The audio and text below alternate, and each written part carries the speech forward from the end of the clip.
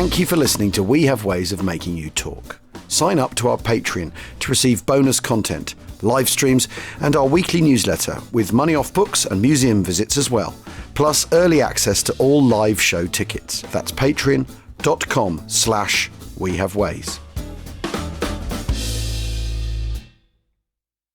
With a major selection of the looks your kiddos love starting at just $4 in the Walmart app, a new school year means a stylish new them. Who knew? Find skater skirts and Crocs that say, I'm casual but cool. Sparkly sneakers that say, it's my classroom, you're just learning in it. And preppy polos that say, I'm the teacher's pet, even if they're mommy's menace at home. Find their favorite styles starting at just $4 in the app. The Walmart you thought you knew is now new. This episode is brought to you by Indeed. When your computer breaks, you don't wait for it to magically start working again. You fix the problem. So why wait to hire the people your company desperately needs? Use Indeed's sponsored jobs to hire top talent fast. And even better, you only pay for results. There's no need to wait. Speed up your hiring with a $75 sponsored job credit at Indeed.com/podcast. Terms and conditions apply. This episode is sponsored by Friskies, who would like to tell your cats hi. Now, if that didn't get your cat's attention, there is one thing that always does the trick. Just pour some Friskies crunchy food in the bowl and you'll hear those paws come running. Works every time. With so many Friskies choices, you can always bring your cats running from their secret napping spots. There's always more to explore.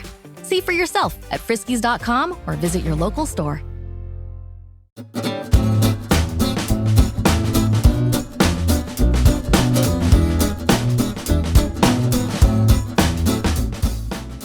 Watch out there, buddy! Watch out there, buddy!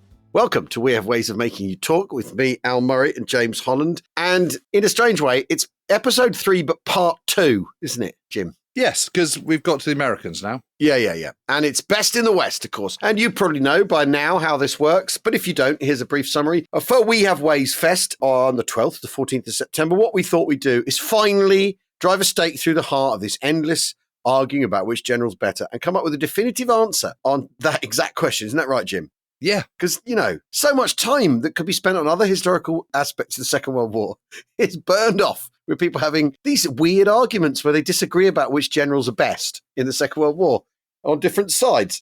So very simply, what we thought we'd do is, first of all, discuss it amongst ourselves, then put it on our Patreon for people to vote, decide, discuss, and finally settle the question. Because, if people are arguing about this, how are they going to argue whether a Spitfire Mark 1's better than a ME-109E?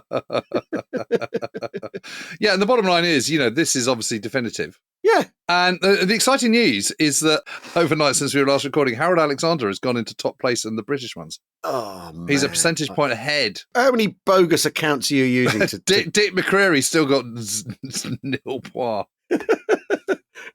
What are you going to do, Jim? Have you actually set up a click farm in Sri Lanka where you've got lots of people clicking on Alexander? Is that what's going on? But this episode, these next two are about the Americans, our noble allies in the coalition against evil, against Adolf Hitler. And how this works basically. We've got 14 names thrown into the helmet. So we're going to rattle through 7, aren't we? To start off with in this episode, and then another 7, and then that's the Americans done. And at the end of it, we'll have a top 3. So where do we start? And these are in alphabetical order, by the way, not in order of preference, though. It was weird how Alex was so high in the... Could have done them from when they were born, of course, but no, we're alphabetical. Could have done it on first names. In which case, this fellow would be lower down the list, because our first American general, this is one of the biggies, actually. Yep. Yet in a strange way, I think someone who's often... not overlooked, because he's always in the mix, but he sort of really actually gets assessed, because he's just sort of part of how things happen. And that is General Omar Nelson Bradley. He's the man who kind of looks a bit like Marlon Brando in The Godfather. He sort of looks like he's got cotton wool stuff down his front lip. Yes, he does, doesn't he? Slightly. Just rarely a smile. Rarely, occasionally. Occasionally. What's interesting is he is a product of the US Army as the sort of American dream thing, where it lifts people out of their background and gives them an opportunity to shine, which is interesting about the US Army in this period of history. So he's born in 1893. Meritocracy. Exactly. Son of a school teacher. He's from Moberly, Missouri. Briefly works as a boilermaker. That's right. Yeah. You know, isn't that interesting? He's been there, done it. He's got the oil on his hands. Yeah. And then gets a place at West Point. And he's in this, there's the class of 1915. The class the stars fell on. Yeah. And 2 graduates reach 5-star general, 2 are 4-star, 7 3-star lieutenant generals, 24 2-star major generals, 24 brigadiers. Shut the front door. Yeah. And it includes Bradley. Eisenhower. Yeah, Eisenhower. I think what's interesting about it, it's on the cusp of America's entry into the First World War, and it's full of people who are really, really ambitious and really, really, really, really good. Yeah. Doesn't see service in the First World War, does he? I know. He has a very weird career. You know, he does very well at West Point. He goes into the infantry in 1915, and his job is to guard copper mines in Montana. Yeah. Imagine. Yeah, it's amazing. But he stays in the army after the war. He sees service within the US, but also Hawaii. He's an instructor at the infantry school for Benning, where he serves under George C. Marshall. Yes. That's an important link. He's then an instructor at West Point, and he then graduates from the Command and General Staff School in 1934 and the Army War College in 1938. And that's sort of a bit like being in the Imperial War College over in the UK. It's marking you out, you know. So 1941, he's only a colonel. But he's recognized as a highly skilled trainer of troops and as a kind of, deep thinker on tactics and stuff. So he's all marked out. The American army in 1941, none of them have been tested, really. This is the thing, someone who makes a good peacetime officer doesn't necessarily make a good combat officer. No, but what he then does is he's done the Civilian Conservation Corps thing at the end of the 30s, where it's been involved in training civilians to sort of undertake park maintenance and all that sort of stuff. So he's had contact with the American public rather than necessarily just with soldiers, which is going to serve him well when civilians start coming into the army in large amounts after the Americans bring in the draft. And I think what's really interesting is he's then commandant of the infantry school at Fort Benning, and then he's given 82nd Infantry Division, right? And he radicalizes how Fort Benning's done. He irons it out. He standardizes the training, because in the South, you've got regiments being raised by colonels in the sort of traditional Southern style, where it's the local boss hog type person who puts together his own battalions or whatever. And he irons this out, and he takes on 82nd Infantry Division and trains them up. Then they're taken away to be made into airborne, because that's a mark of how well organized he's got them and how good they are. And he's sort of troubleshooting, really, isn't he? So because he gets sent over to North Africa, doesn't he? Yeah, that's right. Under Ike. Yep. As advisor to George S. Patton. I mean, God, imagine giving him advice. Yeah. I'm not sure that's a good idea. yeah, exactly. Where are those goddamn aircraft? And so on. And then he takes over command of 2 corps from Patton. Well, yes, because Patton gets brought in after Friedendahl is sacked after Catherine Pass in middle of February 1943. So he is then, reinvigorating 2 corps throughout March, but then gets sidelined because he is going to be overall American commander for the invasion of Sicily and needs to be, he can't be doing 2 things at once. So that's when Bradley's given his chance. And so for April and capture of Bizerta and Hill 609 and all the rest of it, it is Bradley who is commanding 2 corps. And he does a really good job. And he takes 2 corps into the Allied invasion of Sicily and works very well under Patton's overall 7th Army command. He's just steady Eddie, he just does it all perfectly well. There's obviously this cloud over Patton at the end of the Sicily campaign. So he's kind of earmarked out. Then there's a whole load of commanders which are sent over to Italy, Clark, Lucas, Keyes and so on. And so he's the kind of the spare man, effectively. And he's done enough to really mark himself out. And he's got the patronage of Marshall. That reflects in Montgomery has the patronage of Brooke, is brought back to Britain. And what you need is people who've done a landing, big landing. They fought the Germans a lot, and Bradley, relatively speaking, for an American general, has fought the Germans a lot and done well. And you need those people for Overlord, because Overlord has to be too big to fail. And it needs your smartest and most effective people on it. And Bradley very much falls into that category, doesn't he? Yes, and there is this sense that here you've got someone who's not going to flap, he's clear thinking, he's safe pair of hands, just going to be a very kind of solid hand at the tiller. And so he gets made First Army commander, and he does very well. You can't really argue with it. I mean, we've talked a lot about First Army in Normandy and how that campaign plays out, and we're broadly pretty impressed, aren't we? I mean, Well, yeah, and how else do you do it? And how else do you do it? And, let's not forget that Operation Cobra, when it's launched on the 25th of July 1944, is the first major breakthrough of German positions in Normandy. And again, that's Bradley at the helm. And he's already been earmarked to take command of 12th Army Group. when Patton's Third Army comes in. So he hands over command of First Army to Hodges, and Third Army is Patton. So having been subordinate to Patton, he's now superior to Patton because he's now the Army Group Commander. And that's because he hasn't slapped anybody. He's not the kind of sort of mercurial type that Patton is.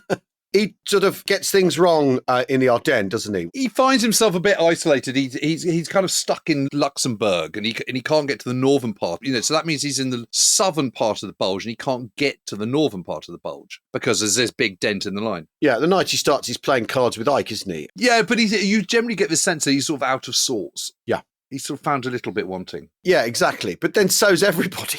To be fair. That's the truth. But there is this sense that he discovers his mojo in March 1945, I think, over the Rhine crossing. He's pretty impressive. Goes all the way to the Elbe and then becomes an incredibly important post-war soldier in Germany.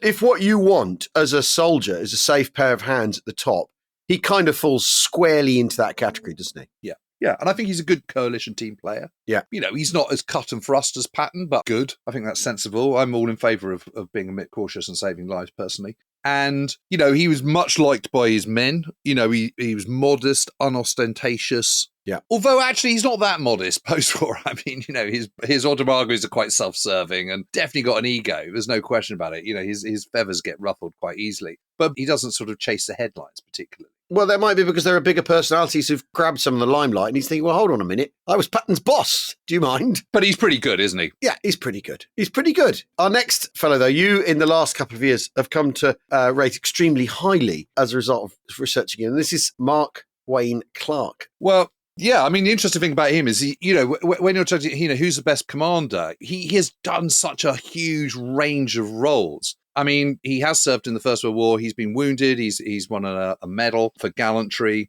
He stays in it, army, and between the war, attends the infantry school at Fort Benning. He's ambitious. He's got energy. He graduates from the Command and General Staff School, the Army War College. So, ticking all those things. Again, serves in a series of staff positions and is spotted by General Marshall, who picks him out. And he also forges a very close professional friendship with Dwight D. Eisenhower, Ike, which is going to be significant. And by 1942, he's one of the youngest US generals to hold a major Allied operational role. And when Eisenhower is asked to go over and organize American troops in Britain in, I think it's May 1942, so only 6 months after Pearl Harbor, he takes Clark with him.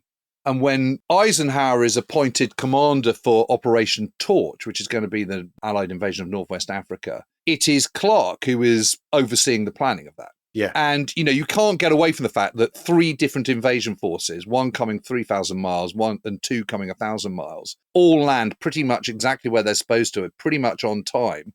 And the invasion is a huge success. And one of the reasons for that is because he personally has gone in a British submarine, HMS Seraph, been dropped clandestinely on the North African coast near Algiers, and had meetings ahead of the invasion, nearly being caught. The police turn up, they have to hide in the cellar. They then have to take a canoe out, klepper boats, folboats, these collapsible canoes out to the waiting submarine. The surf is really high, they can't do it. They have to take all their clothes off and basically paddle in their pants, and eventually, second attempt, they make it. I mean, it is high risk, high tension stuff, and he pulls it off. No one we've talked about in any of these roundups has done anything daring do like that, have they? No. That shows incredible personal bravery. I'd also say it's pretty stupid sending the bloke who's planned the invasion into enemy territory.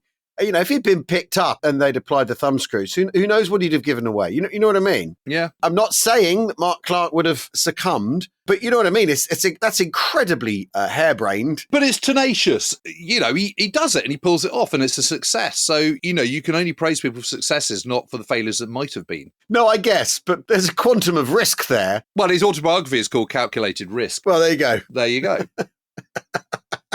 Anyway, he then gets he pushes Eisenhower to give him the opportunity for field command, and he gets given Fifth Army, which he creates from scratch. It's the first army ever in the US to be formed outside of the United States. And he raises it, forms it, trains it. And although he sits out the Sicilian campaign, of course, he then lands at Salerno, Operation Avalanche, in an incredibly under-supported operation, facing directly. He's the first time ever that a amphibious landing has been made directly against German troops. Yeah. And with nothing like the 3-to-1 leverage that you're supposed to have and all that sort of thing. No, and the situation is so desperate at this point that every single one of his battalions is used. There's none in reserve, and he personally oversees the organisation of the defences and the artillery against the major armoured counterthrust. What I want to do before we end up doing his entire campaign in Italy is say that we have extensive episodes about the entire Italian campaign of Mark Clark's. We don't need to spend any more time on him. So we don't need to do any more.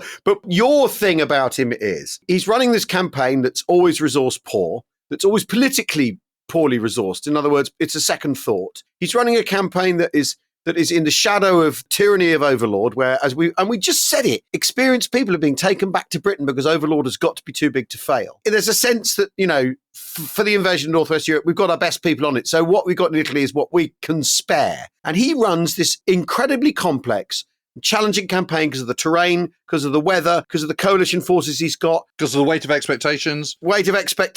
And also because it's one of those campaigns the Allies are running largely through strategic momentum, you could argue. They've got themselves into this situation, so now they've got to see it through. And he pulls it off. Rome really is his victory. It's Alexander's victory too, to a certain extent. It's less so of 8th Army, because 8th Army are kind of sort of Johnny-come-latelys to that front, to the casino front. And there's no question that when Rome is captured on the 4th of June, 1944, it is the biggest Allied land victory of the war to date. And he has played a massive, massive part in that. There is no American general at any point in the Second World War that has more men under his command as an army commander.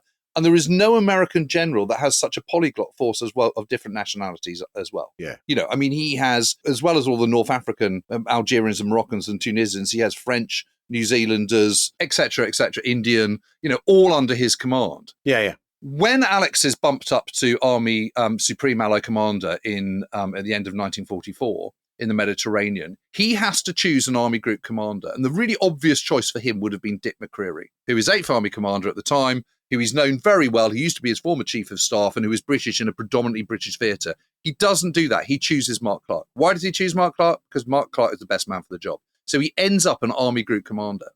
So there's only 3 American army group commanders in the European theatre. There's Bradley, Clark and Devers. And I just think he's a better general, more complete general with more challenges which are overcome than Bradley. Great. Our next candidate, Fighting Joe Collins. Yeah, well, I love Lawton Collins. Yeah, Lightning Joe as well. Now, Joe Collins, quite interesting this. He's one of these West Point people, graduates in 1917, and he's in a wartime accelerated class. Same class as Clark? Yeah, exactly. And he's with Norman Coter as well, and Matt Ridgway and Ernest Harmon. So another one of these star-studded classes full of potential. He's a first lieutenant in May 1917, temporary captain, but he's not sent overseas before the war's over. So he's into war service. And let's not forget this. The Americans do have an imperial commitment. They do. Even though they don't have an empire. Very much so. And they're anti-imperialist. They don't have an imperial commitment. But he's in the Philippines in the 1920s. Again, he goes to the Command and General Staff School, Army Industrial College, Army War College, and then he's at Fort Benning. All these people are swimming in the same water, aren't they? Because the US Army is relatively small, and it has this cadre of people who all know each other. But I think what's interesting is then he's Chief of Staff of 7 Corps in 1941. So he's gone straight to the heart of where things are important, isn't he? That's the point. Yeah. The other thing about him, Collins, is Collins sees action across the globe. Yeah. His first major commanders are, first of all, he has a very important staff job. So he gets that bit out of the way. Chief of Staff at 7 Corps in 1941. Then, and he's working alongside Admiral Bull Halsey. And I think that kind of tri-service, bi-service kind of approach, I think is really, really important to how you're shaped as a commander. I think it's important to understand how air power works, how naval power works and all the rest of it. He's promoted to Major General in May 1942. And then he takes command of the 25th Infantry Division on Guadalcanal. So he's sent out to Guadalcanal. He wraps up the island, basically, cleared of all Japanese by February 1943. It's his incredibly dynamic and aggressive approach to generalship. And this is where he gets his kind of, his reputation. Yeah, and also he's seen as a very good combined arms guy. He understands how to coordinate infantry and artillery and air support. And this is where he gets the nickname Lightning Joe. Yeah. And he also posed amazing courage. And I think it is just worth quoting this. So this is, he gets the major gong, I think it's Silver Star for this. And he goes, to visit the command post of an infantry battalion of the division commanded by him, General Collins walked through some 800 yards of recently captured ground infested with enemy snipers. Upon arriving on Hill 52 to gain better points of observation, he voluntarily exposed himself to intermittent rifle, machine gun, and mortar fire without regard for his own personal safety. From here, he located an enemy machine gun nest and personally assisted in placing mortar fire on it and other areas likely to be occupied by the enemy, while bursts of enemy machine gun are hit many times but 3 yards away. 3 yards! His calmness and fearlessness under fire was an inspiration to the officers and men of the infantry regiment in that sector. His example and words of praise and encouragement with which he continually encouraged the men in the forward units, spurred them on and contributed materially to the success of the offensive operation. I mean, that's amazing, isn't it? Well, there we go. But he really pushes to have a European command. He knows where that's where the action is. He wants to be part of that and gets his way. And so he's commanding 7 Corps on Utah Beach,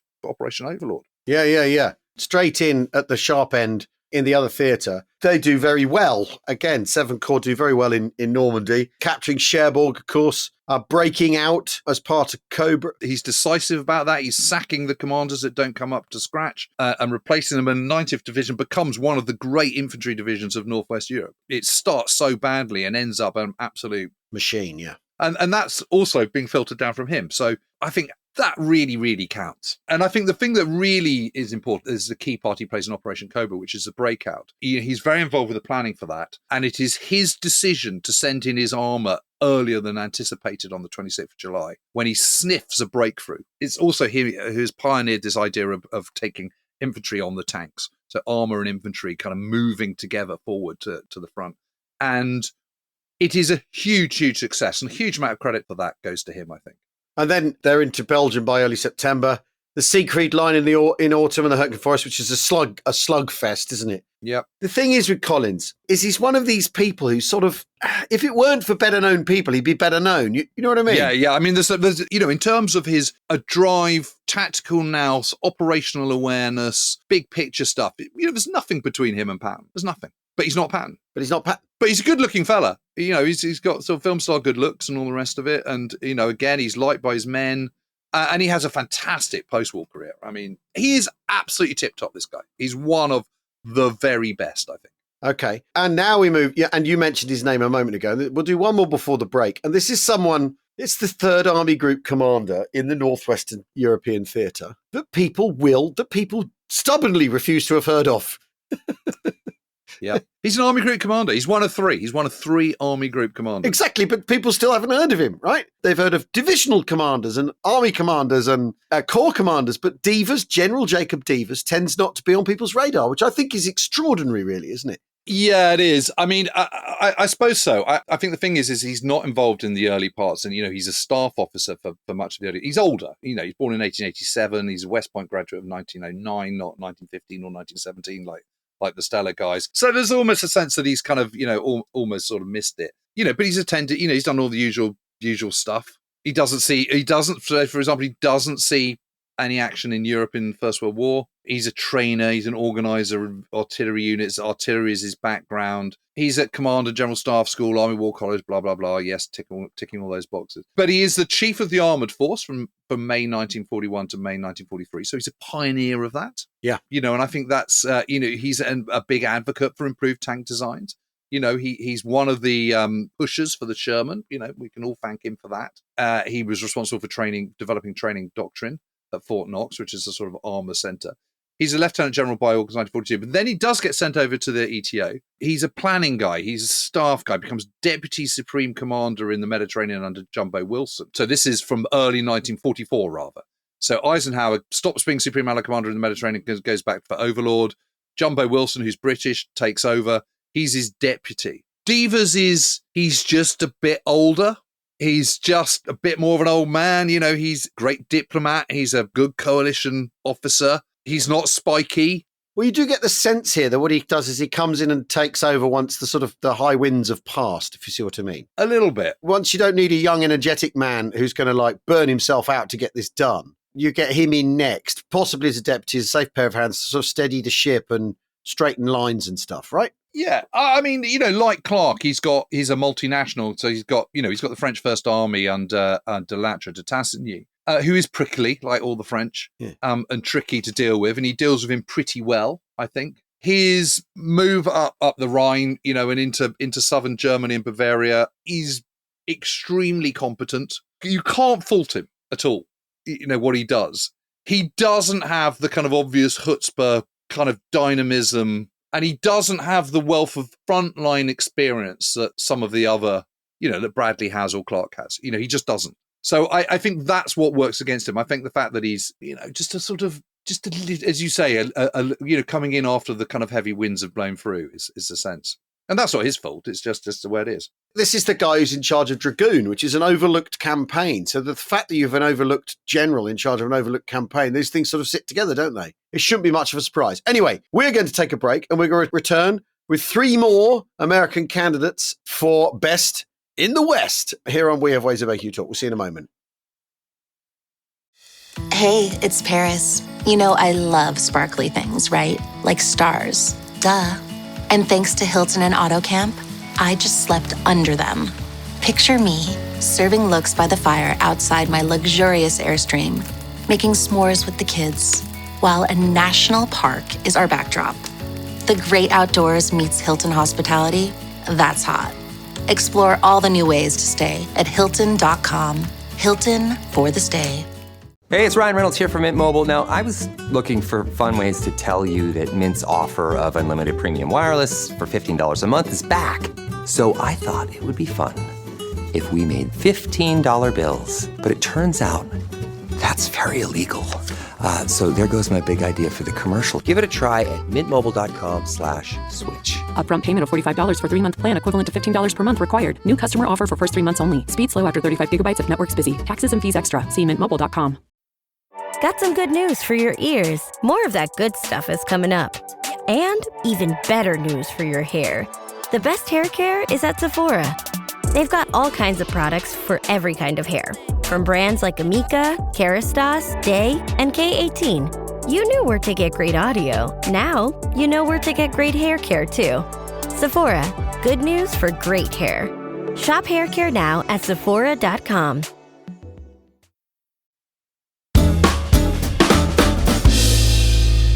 Welcome back to We Have Ways of Making You Talk. Now, our next general is Eisenhower, General Dwight D. Eisenhower.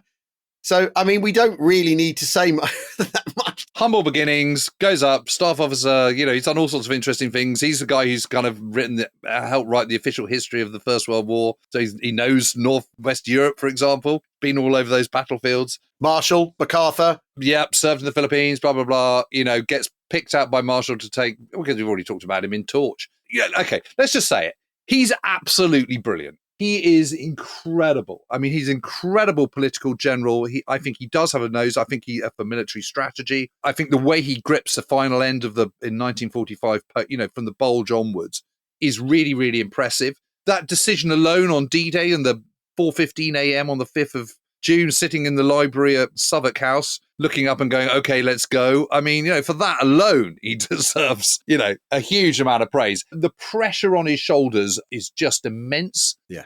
Has he been really tested as a battlefield commander? No, because he's been in these series of staff jobs. No, but has he been tested as the coalition leader of an enormous polyglot rats in a sack, arguably competing interests coalition? Yes, and no one else has. This is the thing. It's all very well saying, oh, Ike's not a battlefield soldier. Yeah, but you're not a diplomat soldier, Monty. For instance, if that's the way we're going to do it. What's fascinating about Ike is he's the 6th of 7 sons. What did the other lads do? What did the other Eisenhowers get up to?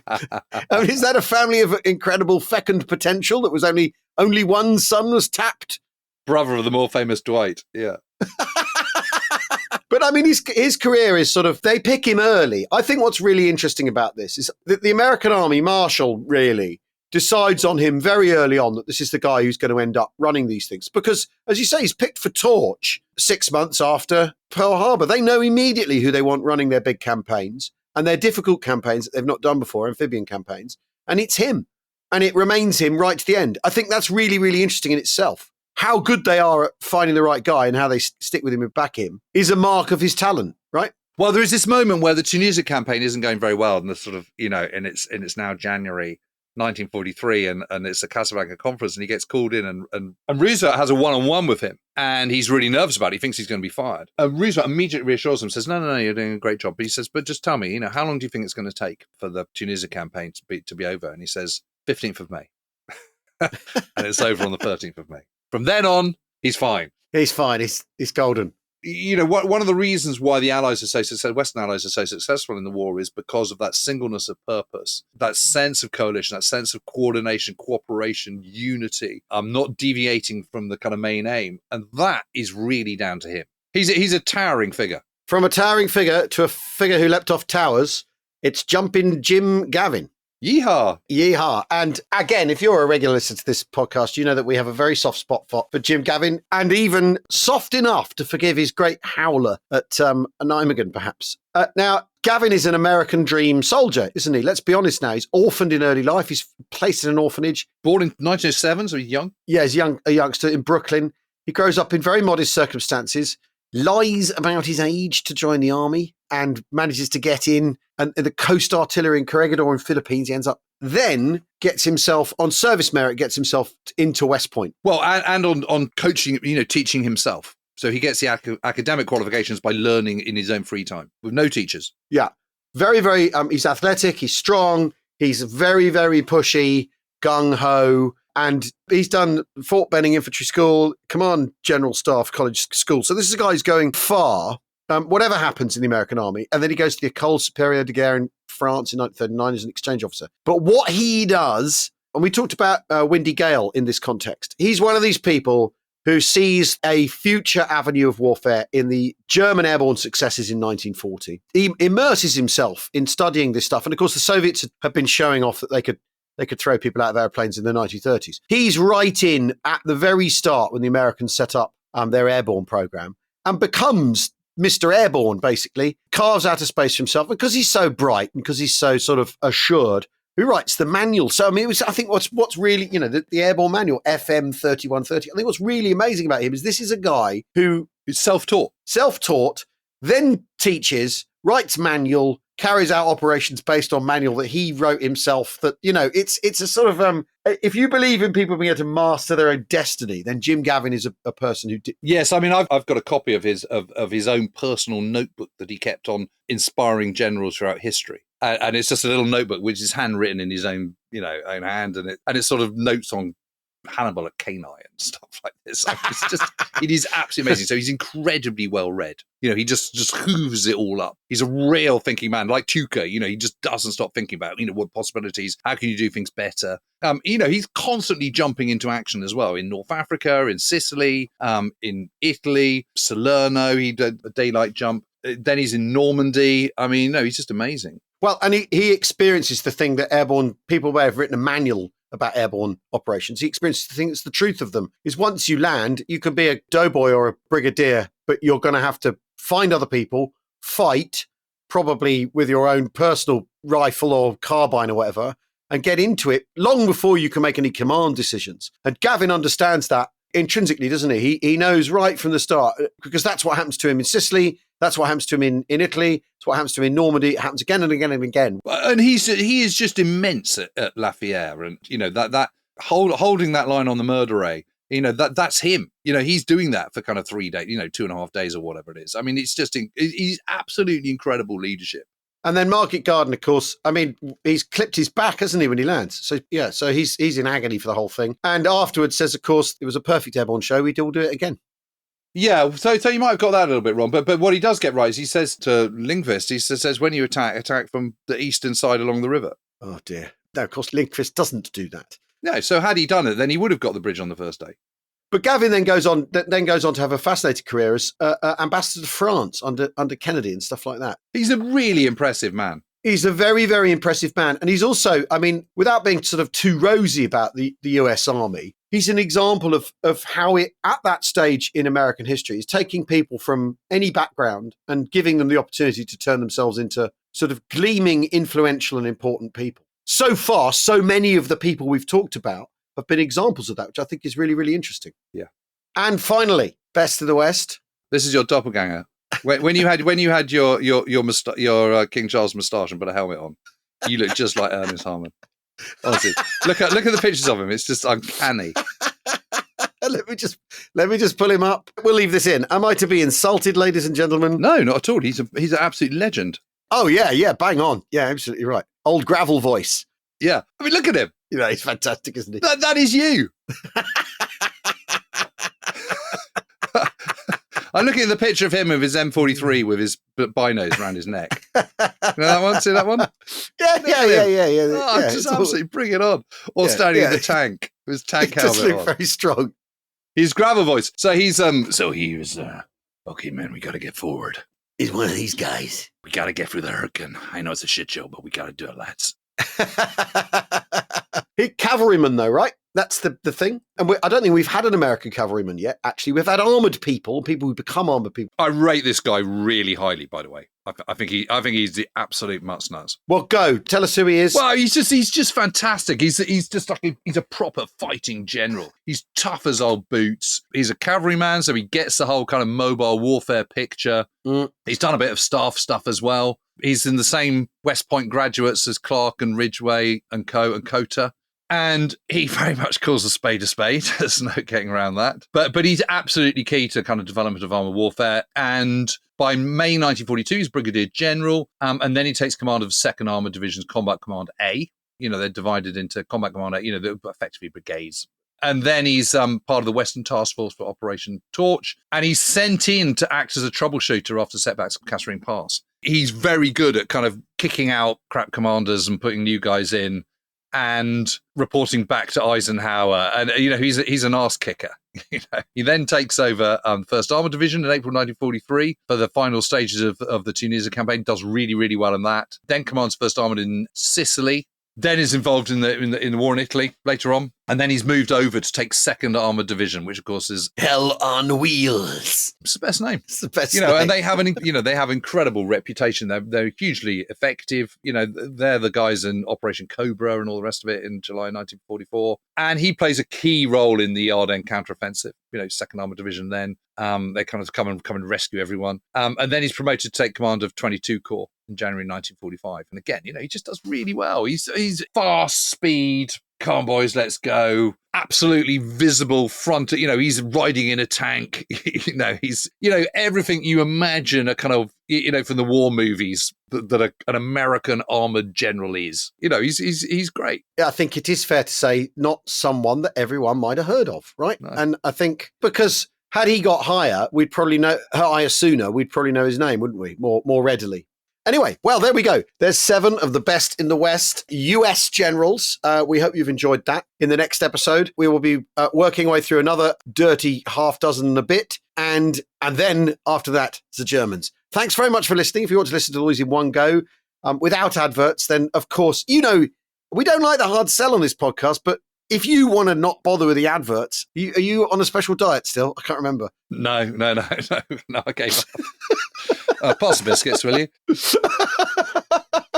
If that's what you want, Patreon is the place to go so you can vote for your favourite generals, and then we will thrash it out, finally put to rest who the best in the West is at We Have Ways Fest. And the way to go to We Have Ways Fest, of course, is wehavewaysfest.co.uk. Tickets still available. It's the best weekend of war waffle you could possibly hope for. We will see you soon. Cheerio. Oh, well.